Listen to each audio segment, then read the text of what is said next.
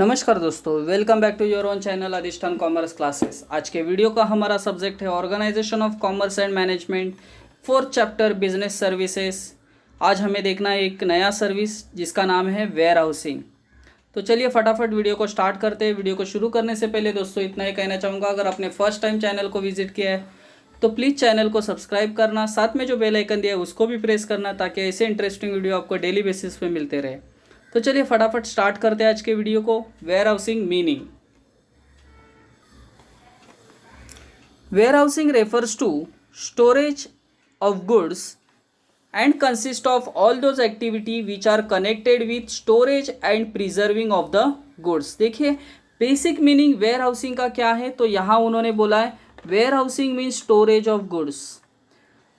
But एक अगर और इसमें देखा जाएगा मीनिंग, तो उन्होंने आगे भी बोला है and consist of all those activities. देखिए all those activities which are connected with storage and preserving.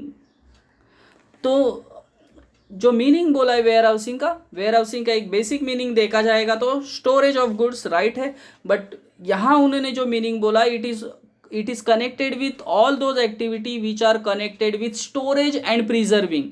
Store करना आपको मालूम है, प्रिजर्व करना मीन्स गुड्स को प्रॉपरली संभाल के रखना, that is a preserving of the goods. It is a means of storing the goods.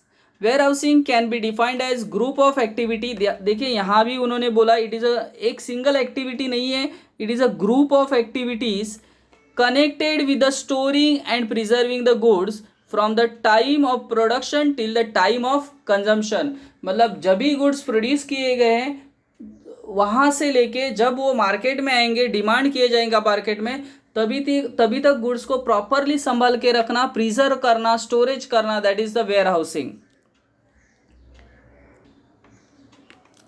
Definition: a warehouse is defined as an establishment of storage or accumulation of goods। and established, यहाँ देखिए उन्होंने जो definition बोला है same meaning की तरह, it is an establishment of the storage and accumulation of goods.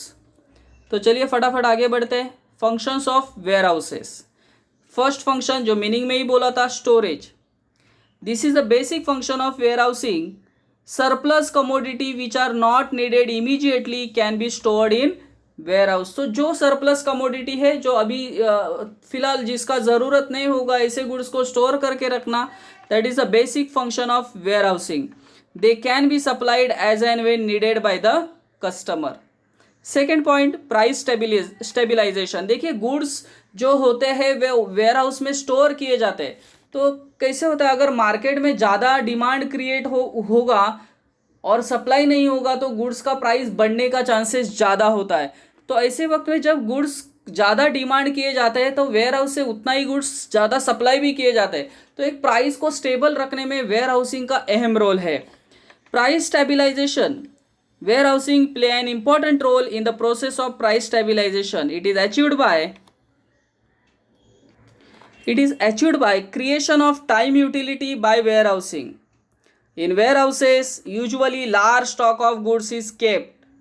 देखिए अभी यहाँ से इंपॉर्टेंट पार्ट है, when there is a shortage in the market. देखिए जब भी मार्केट में शॉर्टेज क्रिएट होगा, when there is a shortage in the market, goods can be immediately supplied through warehousing which helps in price stabilisation to avoid rise in the price due to demand and supply differences। तो demand and supply की वजह से जो difference create होता है और जिससे price बढ़ने का चांस होता है, तो ये प्राइस स्टेबल रखने में वेयर हाउसिंग का अहम रोल है। Third point, risk bearing.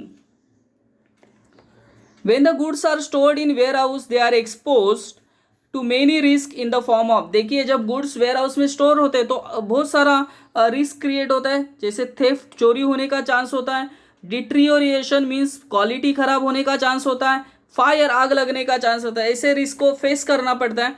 Where houses are constructed in such a way that the minimises this risk. So where ये जो थेफ्ट का, डिट्रियोरेशन, फायर का जो रिस्क है उससे बचने के लिए वेयर हाउस में एक प्रॉपर सिस्टम क्रिएट किया जाता है। warehouse keeper has to take reasonable care of the goods and safeguard them against the various risks. तो जो स्टोर कीपर होता है या वेयर हाउस कीपर होता है उसका ये पूरा रिस्पॉन्सिबिलिटी होता है कि ये सभी गुड्स को उसने प्रॉपरली संभाल के रखना चाहिए. फॉर एनी लॉस और damage sustained by goods warehouse keeper, देखिए शाल बी लायबल, तो warehouse keeper shall be liable to the owner of the goods. So warehouse में जो भी रिस्क है उससे गुड्स को बचाया जाता है.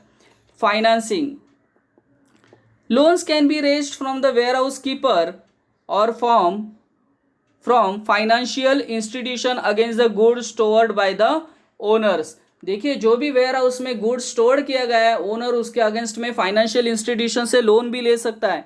Goods act as a security, तो जो वेयर हाउस में जो गुड्स है वो सिक्योरिटी के तौर पे रख के हम लोग उसके अगेंस्ट में लोन ले सकते हैं. द वेयर हाउस कीपर और the financial institution, in this manner warehousing act as a source of finance for the businessman for meeting business operations. so warehouse में जो गुड्स स्टोर किए जाते हैं it is a source of finance for the businessman for meeting business operations. Next point, grading and packing. देखिए ware house जब हम बात करते हैं तो इसमें ग्रेडिंग सर्विसेज भी आ जाता है, पैकिंग सर्विसेज भी आ जाता है. ग्रेडिंग क्या है? ग्रेडिंग मतलब क्वालिटी के अनुसार गुड्स को अलग अलग डिवाइड करना, दैट इज अ ग्रेडिंग. देखिए हम लोग मार्केट में जाते हैं तो सभी एप्पल एक ही प्राइस पे होते हैं क्या? कुछ 100 रुपये किलो होते हैं, कुछ 150 रुपये किलो होते हैं, कुछ 200 रुपये किलो के भी एप्पल मिलते हैं. तो क्यों इसको क्वालिटी वाइज क्या किया जाता है? ग्रेड किया जाता है. सो transport, grading and packing. warehouses nowadays provide the facility of packing, processing, grading of the goods. Goods can be packed convenient sizes as per the instruction of the owner. तो owner जिस तरीके से बोलेगा where housing उसी तरीके से goods को pack करेगा as per the convenient size of the owner. Transportation, कुछ वेयर हाउसेस ट्रांसपोर्टिंग का भी फैसिलिटी दे रही है. देखो warehouses can provide transportation facility to the bulk depositors. It collect good from the place of production. देखिए जहाँ goods produce किया है वहाँ से ट्रांसपोर्ट्स के थ्रू वो कहाँ तक सेंड किया जाता है? Send goods to the place of delivery. So कुछ वेयर हाउसेज जो है वो ट्रांसपोर्ट फैसिलिटी भी प्रोवाइड करते हैं. टाइम एंड प्लेस यूटिलिटी, अपने ये दोनों कंसेप्ट इकोनॉमिक्स में देखा था. Warehouse create time utility as well as place utility. Warehouse create time utility by preserving the goods. So time utility कैसे क्रिएट करता है? बाय प्रिजर्विंग द गुड्स या storing the goods. It also create place utility. अभी place utility कैसे create कर रहे देखो, by providing the goods at the place where they are required. So दो तरीके का यूटिलिटी क्रिएट करता है warehousing, first time utility and then place utility. Processing, certain commodities are not consumed in the form they are produce. कुछ commodity ऐसे होते हैं जो हम लोग डायरेक्टली कंज्यूम नहीं करते, उस पर प्रोसेस करना पड़ता है.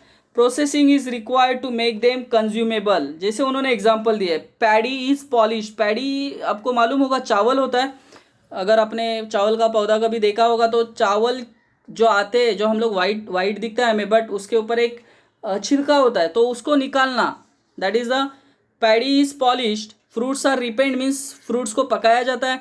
Sometimes warehouses undertake such activities on behalf of the owner. So I hope दोस्तों वेयर हाउसिंग का मीनिंग, डेफिनेशन और ये जो फंक्शंस के 8 पॉइंट है आपको समझे होंगे. तो प्लीज़ लाइक करना, दोस्तों के साथ शेयर करना. That's it, thank you very much दोस्तों. We will be meeting in our next video. तब तक के लिए बाय बाय.